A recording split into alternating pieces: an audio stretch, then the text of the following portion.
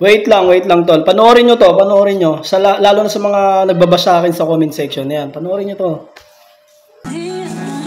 Ang green plate po kasi is intended siya for only rice.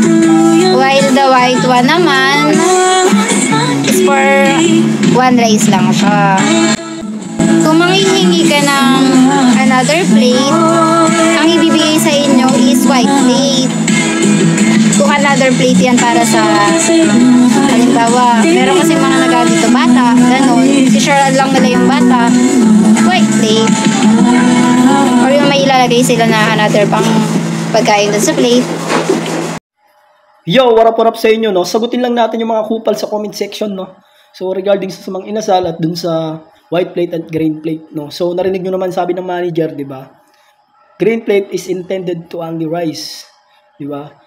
For only rice, di ba? Narinig nyo.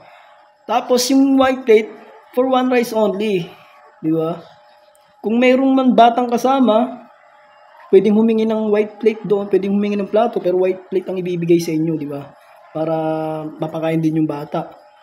Oh, walang sinabi na para sa kasamang matanda. Siyempre malakas kumain yun eh, kabalaman ng mukha. May nagsasabi pa na ipinagbabawal na technique. Oh, sa inyo na nagsabi ha, pinagbabawal na technique yan. So doon pa lang sa salita na ipinagbabawal na technique, bawal na, di ba? Bakit niyo pa ginagawa? Okay lang sana kung konti lang gumagawa, halos ang daming gumagawa ng ganyan. Di ba? Tapos sasabihin pa nung iba na yung kanin, okay lang yan. Diskarte daw yan. Diskarte pala yung panggagancho, panloloko, panlalamang, di ba?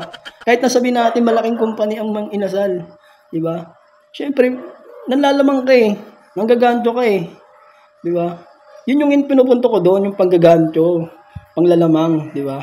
Hindi ko sinabi na pagbawalin ko kayo magkano. Sige, okay lang sa akin na gawin nyo nang gawin yan, di ba?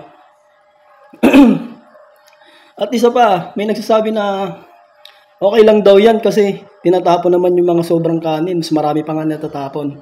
Oo, which is totoo talaga yung ganun, na tinatapon talaga yung sobra. Alam nyo kung bakit? Kasi hindi nila ipapakain sa sa customer sa umaga. Ikaw ba gusto mo kumain ng bahaw sa umaga pag napadaan ka ng manginasal, gutom na gutom ka? Di ba? Siyempre hindi. Siyempre dapat bagong kanin. Oh. Kaya sa mga gumagawa niyan, no, saludo ko sa inyo. Pinoy na Pinoy ka talaga, pre. Ang lupit mo, di ba?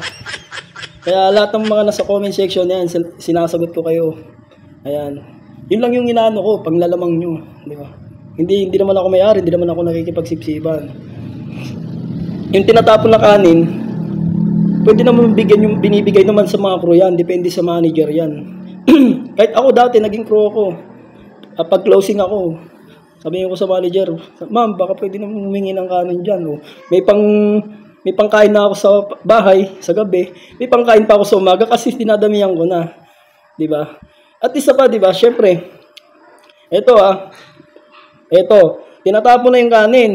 Diba? Dahil syempre, hindi natansya sa gabi. Kasalanan din ng Korean, kaya hindi natatansya eh.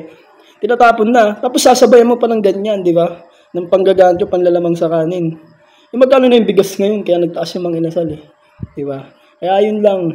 Saludo ko sa inyo, mga Pinoy talaga tayo. Yun lang.